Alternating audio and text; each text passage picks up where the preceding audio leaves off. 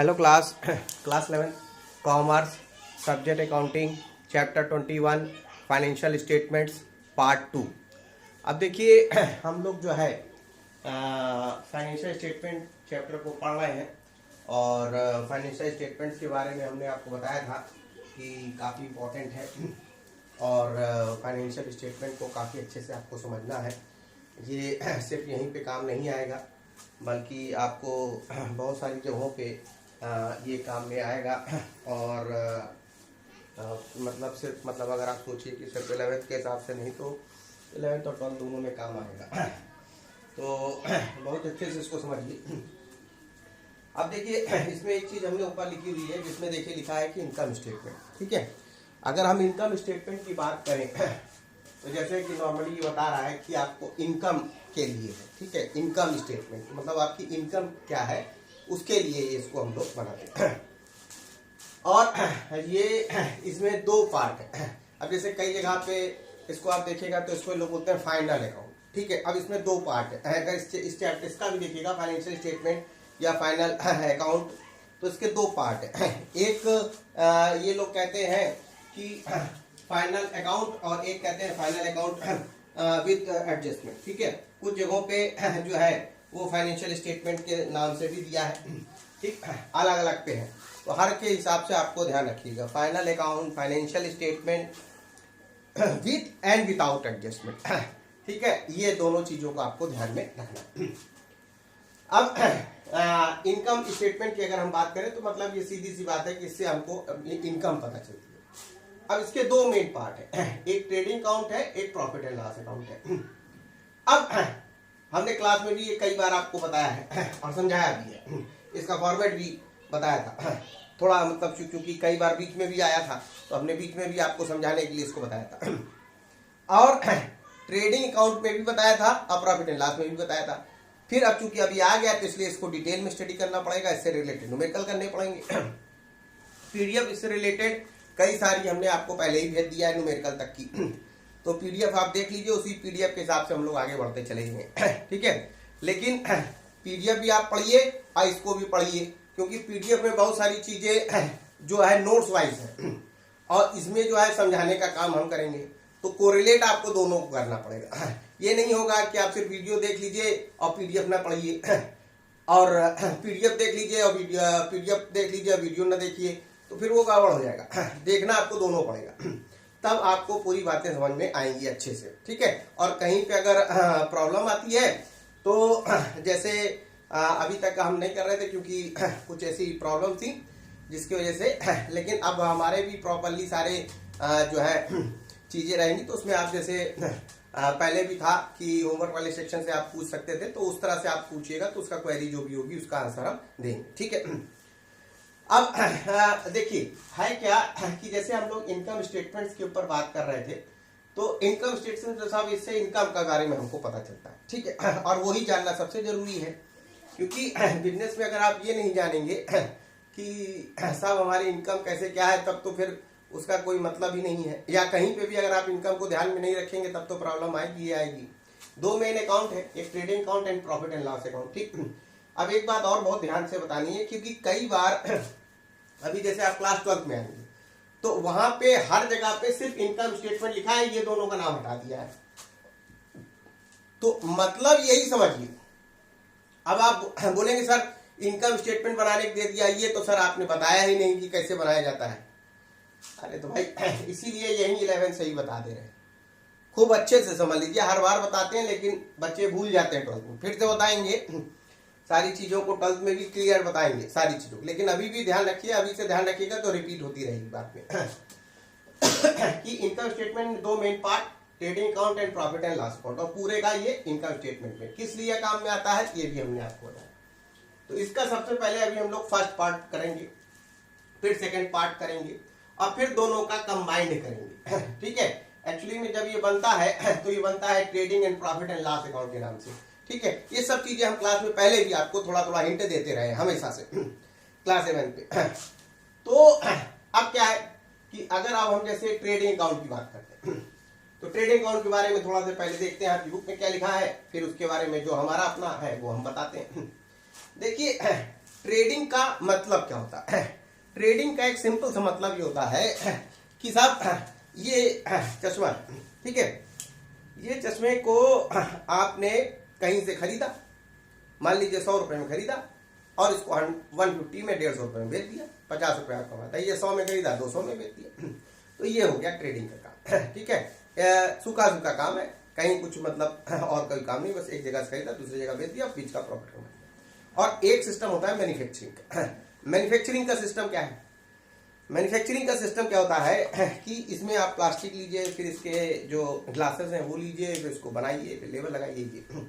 तो देखिए, कहने को इसमें कहा जाता है कि साहब ये ट्रेडिंग का है, लेकिन है अभी चूंकि आप लोग बिगिनर लेवल पे है, तो इसलिए आपको ट्रेडिंग और मैन्युफैक्चरिंग कंबाइंड ही बता दिया गया। नहीं तो कई कई जगह पहले था ऐसा कि ट्रेडिंग का अलग रखते थे, मैन्युफैक्चरिंग का अलग रखते थे, ठीक है, मैन्युफैक्चरिंग की चीजें वो रखते थे, अब उसमें एक कंबाइंड ही फॉर्म में, ट्रेडिंग के फॉर्म में उसमें उन्होंने बता दिया है। लेकिन उसको आप समझिएगा उसी तरीके से, ठीक है। फिर आगे आगे जैसे आप आगे बढ़ते जाइएगा उसको थोड़ा से और डीप में हम लोग जाते जाएंगे, ठीक। अब प्रॉफिट एंड लॉस का मामला अलग है, अभी हम लोग सिर्फ ट्रेडिंग के ऊपर बात कर रहे हैं, ठीक है। तो हमने बताया कि ऐसे ही करना है, पहले ट्रेडिंग बताएंगे, फिर पीएल बताएंगे, फिर पहले ट्रेडिंग का सम करवाएंगे, फिर पीएल का सम कराएंगे, फिर दोनों का कंबाइंड सम कराएंगे, ठीक। तो जैसे ट्रेडिंग में क्या लिखा है, it is prepared for calculating the gross profit और gross loss incurred as a result of the trading activity of a business, ठीक है। मतलब ये कि कोई भी बिजनेस आप कर रहे हैं, कोई भी ट्रेडिंग एक्टिविटी कर रहे हैं, या अगर आप मैन्युफैक्चरिंग वाले में है तो मैन्युफैक्चरिंग में पूरा कॉस्ट रिलेटेड रहता है, इसलिए उसको यहाँ पे अभी उतना नहीं लिया गया है। तो लेकिन होती चीजें उसमें भी इसी को इंक्लूड करते हुए होती है। तो इसमें जैसे ट्रेडिंग एक्टिविटीज है, तो ट्रेडिंग एक्टिविटीज में कितना आपको प्रॉफिट हो रहा है, ये लॉस हो रहा है, ग्रॉस लॉस ग्रॉस प्रॉफिट के लिए ये इसको हम लोग बनाते हैं। देखिए आगे क्या लिखा है, पूरा एकदम क्लियर कर दिया है। लिखा है in other word it is prepared to show the result of manufacturing, buying and selling of goods. देखिए क्या एकदम बढ़िया लिख दिया, manufacturing, buying and selling of goods, तीनों को हम लोग मतलब इसमें ले लेंगे। तो इसके लिए जो है हम लोग ट्रेडिंग अकाउंट को लेकर के चलते हैं। अब जो है इसमें एक चीज और आप ध्यान रखिएगा, जो हमने पहले भी आपको बताई थी और अभी आगे और जब अभी फॉर्मेट बताते हैं तो फॉर्मेट में और भी हम आपको चीजों को स्पेसिफाई करेंगे। हालांकि इसके सबसे रिलेटेड हमने इसीलिए पहले पीडीएफ भेज दिया है कि आप लोग उसको पढ़ लीजिए, और जिन बच्चों ने वो पीडीएफ नहीं पढ़े हैं वो पीडीएफ खोलकर पढ़ लें, ठीक है। और अगर मतलब कहीं पे कोई दिक्कत है तो जैसे अभी हम होमवर्क टाइप भेजेंगे तो उसमें कमेंट रहता है, तो उसमें आप लिख के भेजिएगा तो उसका आंसर उस हिसाब से हम कर देंगे, ठीक है।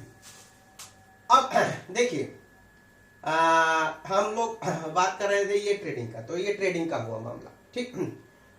अब need and importance of trading कौन सब, अगर हमने कोई भी चीज बताई, हमने हमेशा क्लास में आपसे ये बोला है कि कोई चीज अगर हम पढ़ रहे हैं, ठीक है, तो हमें ये जानना बहुत ज्यादा जरूरी है कि हम इसको पढ़ क्यों रहे हैं, ठीक है, ये काम हम कर क्यों रहे हैं, ठीक है, इसका हमारे लिए वैल्यू क्या है, तो इसके लिए जो है ये जानना जरूरी है। तो ये देखिए कुछ पॉइंट इन्होंने दिया है, ये कुछ मेन पॉइंट है, ठीक है। अब जैसे इसमें पहला लिखाया it provide information about gross profit and gross loss, मतलब इससे आपको पता चल जाता है कि हमारा ग्रॉस प्रॉफिट और ग्रॉस लॉस क्या होगा। अब ग्रॉस प्रॉफिट ग्रॉस लॉस क्या होता है वो अभी हम लोग जब फॉर्मेट डिस्कस करेंगे तो और क्लियर हो जाएगा, ठीक है, कि ग्रॉस प्रॉफिट और ग्रॉस लॉस क्या होता है, ठीक। तो एक तो वो बात हमको पता चल जाएगी। दूसरी बात हमको क्या पता चलेगी कि it provide information about the direct expense, और इसमें आगे आप थोड़ा से बुक में आपके लिखा है लेकिन हम उसको और आगे बढ़ा देते हैं कि डायरेक्ट एक्सपेंस और डायरेक्ट इनकम, इसके बारे में आपको पता चलेगा, ठीक है। बुक में आपके सिर्फ डायरेक्ट एक्सपेंस लिखा है, लेकिन हम डायरेक्ट एक्सपेंस और डायरेक्ट इनकम दोनों की बात कह दे रहे हैं कि साहब दोनों के बारे में चीजों को ये बता देता है, ठीक है। मतलब क्या हुआ, अब सबसे पहली बात कि डायरेक्ट एक्सपेंस और डायरेक्ट इनकम क्या है। अब देखिए हर बिजनेस के लिए वो अलग अलग चीजें हैं, ठीक है। जो भी चीजों को आप डायरेक्टली किसी चीज से एसोसिएट कर पाए वो आपकी डायरेक्ट इनकम एक्सपेंस हो जाती है। अब जैसे एक नॉर्मल सी हम बात करते हैं, एक बात नॉर्मली हम समझाते हैं एग्जाम्पल के थ्रू। जैसे मान लीजिए मेरी एक हलवाई की दुकान, ठीक, और हमारा काम है लड्डू बना करके बेचना। जैसे आप बोलते हैं सर आप जो है खाने पीने का बहुत एग्जाम्पल देते हैं, क्योंकि समझ में आपको बहुत जल्दी आता है इसलिए उसको देते हैं एग्जाम्पल। देखिए मिठाई की दुकान है, खाने पीने का लड्डू बना के बेचने का काम है, ठीक है। तो अब डायरेक्ट इनकम डायरेक्ट एक्सपेंस क्या है, जरा इसको समझने की कोशिश करिए। ये एक है, इस तरह से कई एग्जाम्पल हो सकते हैं। तो देखिए डायरेक्ट एक्सपेंस क्या है, भाई लड्डू बना के बेचने का काम है, तो बेसन का लड्डू बनाते हैं, मोतीचूर का, मगध का, ये सारा बनाते हैं। तो उसमें हमें बेसन लाना पड़ेगा, घी लाना पड़ेगा, चीनी लानी पड़ेगी, और क्या कहते हैं लेबर को पैसा देना पड़ेगा, जो फ्यूल मतलब गैस उसमें या किसी में बनाएंगे उसका खर्चा लगेगा, किसी एक जगह फैक्ट्री में या किसी एक पर्टिकुलर रूम में ये सब चीज़ों को मैन्युफैक्चर करेंगे उसका खर्चा लगेगा, उसमें लाइट जो भी यूज होगा वो सब। तो ये सब डायरेक्ट खर्चे हैं। अब डायरेक्ट इनकम कैसे होगी? डायरेक्ट इनकम का सिंपल सा लड्डू बेचने से जो पैसा मिलेगा वो डायरेक्ट इनकम हो जाएगी, ठीक है। तो अगर हमने देखिए आपको जो पीडीएफ भेजा है उसमें ट्रेडिंग अकाउंट का फॉर्मेट दिया हुआ है, तो उसमें अगर आप देखिएगा तो दो साइड दी है, एक डेबिट साइड एक क्रेडिट साइड, ठीक। तो क्रेडिट साइड पे आप देखिएगा सिर्फ दो ही चीज आपको दिखाई, एक सेल्स में से सेल्स रिटर्न माइनस करके लिखा होगा, एक क्लोजिंग स्टॉक लिखा होगा। एक चीज आप और ऐड कर लीजिए, ठीक है, वो बुक्स में नहीं लिखी रहती, मैं फिर भी बता दे रहा हूँ, फॉर्मेट बनाते वक्त बता दूंगा। इसीलिए कह रहा हूँ कि सिर्फ उसको और बुक्स को नहीं लेके चलिएगा, वीडियो भी देखिएगा तो चीजें क्लियर होंगी, ठीक है। और बाकी तो स्कूल खुलेगा तब तो फिर हम और चीजों को फिर एक बार और कर दिया जाएगा। चाहे वैसे तो हमें उम्मीद है कि इसी बार में ही हो जाएगा, और अगर नहीं होता है तो फिर अगली बार तो फिर होना ही होना है, तो उसकी कोई प्रॉब्लम नहीं है। लेकिन अब जैसे स्थितियां हैं उस हिसाब से तो हम लोग को हमने कोऑर्डिनेट करना पड़ेगा, ये हम आपको शुरुआत से बताते चले आ रहे हैं। तो खैर अब हम लोग उसको थोड़ा सा और आगे देखते हैं। तो है क्या कि उस साइड अगर आप देखिएगा क्रेडिट साइड में दो ही चीज दी रहेंगी, ठीक, अभी फॉर्मेट में और समझाएंगे। तो वो उसको भी आपको देख लेना, क्या दिया था, सेल्स में से सेल्स रिटर्न और क्लोजिंग स्टॉक, और कोई भी डायरेक्ट इनकम अगर होगी तो होगी, ठीक है। ज्यादातर फॉर्मेट में डायरेक्ट इनकम करके चीजें दी नहीं रहती, लेकिन हम वो आपको बता रहे हैं, वो भी अगर कहीं दिया है तो उसको भी हम लोग क्रेडिट साइड पे लिख लेंगे, ठीक। तो ये सारी बातें तो आपकी हो गई। तो साहब ये सेकंड पॉइंट आपका कंप्लीट हो गया। अब नेक्स्ट क्या लिखा हुआ है, comparison of closing stock with those of the previous year. अब क्लोजिंग स्टॉक क्या है? क्लोजिंग स्टॉक हम शुरुआत से बताते चले आ रहे हैं। टर्मिनोलॉजी बच्चों शुरुआत से एकदम याद रखना, हम शुरुआत से पहले लेक्चर कह रहे हैं कि टर्मिनोलॉजी एकदम क्लियर रखना है। क्लोजिंग स्टॉक का मतलब ये हुआ कि लास्ट में आपके पास क्या बचा, ठीक है, लास्ट में आपके पास क्या बचा, तो वो क्लोजिंग स्टॉक, ठीक। कैसे वो सब हम आपको पहले भी समझाए। तो ये क्या कह रहा है, कह रहा है comparison of closing stock with those of the previous year. पिछले साल कितना हमारे पास क्लोजिंग स्टॉक था, इस साल कितना क्लोजिंग स्टॉक था, तो उससे कंपैरिजन करके भी बहुत सारी चीजें हमको पता चलती हैं। वो सब अभी हम लोग जब क्वेश्चन करेंगे तो और जो है चीजें पता चलेंगी, ठीक। नेक्स्ट क्या लिखा है, it provide safety against possible losses. देखिए ये एक बड़ा इंपॉर्टेंट पॉइंट है, देखा है, it provide safety against possible losses. Possible losses से वो हमको सेफ्टी प्रोवाइड करता है। पॉसिबल लॉसेस से सेफ्टी प्रोवाइड करने का क्या मतलब हुआ, पॉसिबल लॉसेस से सेफ्टी प्रोवाइड करने का मतलब ये हुआ कि हमको हो सकता है कहीं नुकसान हो जाएगा अगर हम इसको नहीं बनाएंगे तो, ठीक है। इसको हम बना लेंगे तो हमको क्लियर हो जाएगा कि सारी चीजें हैं कैसी, ठीक है। और हम मतलब पता चल जाएगा कि साहब ट्रेडिंग से ही प्रॉब्लम में आ गए हैं हम, तो पीएल से तो फिर और में दिक्कत में आएंगे। तो कोशिश यहाँ से तो प्लस में चलना ही चलना है, क्योंकि ट्रेडिंग के बाद फिर पीएल है, तो यहाँ से प्लस में आएगा तभी यहाँ कुछ होता है मैंने तो बात अलग हो जाती है। लेकिन आप यहीं से माइनस में हो गए तब तो शुरुआत से ही गड़बड़ हो गया, ठीक है। तो ये भी थोड़ा सा आपको देखना पड़ेगा, इस वजह से भी इसको बनाना बहुत ज्यादा जरूरी है, ठीक है। तो ये तो इसमें देखिए कुछ वजह थी जिसके वजह से हम लोग इसको जो है चीजों को लेकर के चल रहे थे, ठीक है। तो अभी जो है ये सारा था हमने इसमें जिसमें अभी आपको बताया इनकम स्टेटमेंट और इसके नीड और इम्पोर्टेंस। अभी इसी से रिलेटेड जो है कुछ और चीजों के बारे में हम लोग बात करते हैं, ठीक है। तो अभी इसके बारे में हम और थोड़ा से और इसके जो चीजें हैं उसके बारे में और भी बात हम लोग करते हैं। हाँ, अब जरा हम लोग फीचर्स ऑफ ट्रेडिंग अकाउंट के बारे में भी बात कर लेते हैं, ये भी काफी इंपॉर्टेंट है। देखिए पहला फीचर क्या दिया हुआ है, पहला फीचर ये दिया है कि it is the first stage in preparing the final account, ठीक है। देखिए सीधी सी बात है कि फर्स्ट स्टेज है प्रिपेयरिंग द फाइनल अकाउंट में, फाइनल अकाउंट हम लोग बना रहे हैं उसमें देखिए सबसे पहले नंबर पे ये, ठीक है। तो first stage in preparing the final account, ठीक, पहला। दूसरा क्या लिखा है, it shows the net sales and cost of goods sold. देखिए नेट सेल्स को बताता है, ठीक है। नेट सेल्स मतलब हमने बताया था सेल्स माइनस सेल्स रिटर्न को आप ले लीजिएगा, वो आपको बताएगा। और कॉस्ट ऑफ गुड्स सोल्ड को भी बताएगा, COGS उसको कहते हैं, कॉस्ट ऑफ गुड्स सोल्ड। मतलब कि जो हमने गुड्स को सोल्ड किया उसकी कॉस्टिंग क्या है वो जानना बहुत ज्यादा जरूरी है, क्योंकि कॉस्ट ऑफ गुड्स सोल्ड जो है बड़ा इंपॉर्टेंट फैक्टर है किसी भी चीज को डिटरमाइन करने में, ठीक है। अब जैसे कॉस्ट ऑफ गुड्स सोल्ड के लिए क्या फार्मूला है, तो ये जरा फार्मूला थोड़ा सा ध्यान रखिएगा। ओपनिंग स्टॉक ले लेना है, फिर परचेज है, परचेज में आगे देखिए लिखा है नेट, नेट का मतलब परचेज में से परचेज रिटर्न को आपको माइनस कर देना है, ठीक है। फिर डायरेक्ट एक्सपेंस लिख देना है और उसमें से क्लोजिंग स्टॉक को माइनस कर देना है, ठीक। तो आपका कॉस्ट ऑफ गुड्स सोल्ड पता चल जाएगा, ठीक। ये COGS भी कई कई जगह निकलवाया जाएगा, अभी और आगे भी हम इसको बताएंगे। तो ये फिर से समझ लीजिए कि ओपनिंग स्टॉक, फिर परचेज है, नेट, परचेज नेट का मतलब हुआ परचेज में से परचेज रिटर्न को माइनस कर देना है, तब जो वैल्यू आएगी वो। फिर डायरेक्ट एक्सपेंस जो है वो भी ले लेना है सारा, और उसमें से क्लोजिंग स्टॉक को माइनस, ये सबको ये तीनों को ऐड कर देना है और क्लोजिंग स्टॉक को माइनस कर देना है। अभी इससे रिलेटेड न्यूमेरिकल बताएंगे तो और क्लियर हो जाएगा। तो एक तरह का फार्मूला है इसको एक्सप्लेन करने के लिए जो कॉस्ट ऑफ गुड्स सोल्ड को, ठीक है। फिर ये लिखा है कि balance of account is either gross profit और ग्रॉस लॉस। ये तो सीधी सी बात है कि या तो प्रॉफिट होगा या लॉस होगा, वो है। और ये काफी इंपॉर्टेंट फैक्टर है, इस चीज को आपको थोड़ा सा ध्यान रखना है कि balance of the account is either gross profit और ग्रॉस लॉस, तो इसको भी थोड़ा सा आपको ध्यान में रखना है। अब इसके बाद का मेन बात लिखी हुई है, the balance of account is transfer to the profit and loss account. अब देखिए चाहे प्रॉफिट हो चाहे लॉस हो, ठीक है, इसीलिए हम बोल रहे थे कि सब चीज को समझना जरूरी है। इसमें जो भी आएगा, प्रॉफिट आए या ग्रॉस प्रॉफिट आए या ग्रॉस लॉस आए, इसमें जो भी आंसर आएगा वो उसमें कैरी ओवर होगा, मतलब इसका बैलेंस निकाल करके आपको इसमें डालना पड़ेगा, फिर इसका जो बैलेंस निकलेगा वो आगे जाएगा, लेकिन फिलहाल अभी इसका बैलेंस निकाल करके आपको इसमें डालना पड़ेगा, ठीक है, तब पूरा रिजल्ट जो है पता चलेगा। तो वही बात ये बोल रहा है कि the balance of the account is transfer to the profit and loss account, तो इसका जो आएगा उसको हम लोग इसमें ट्रांसफर कर देंगे, ठीक है। नेक्स्ट पॉइंट कह रहा है it is a nominal account.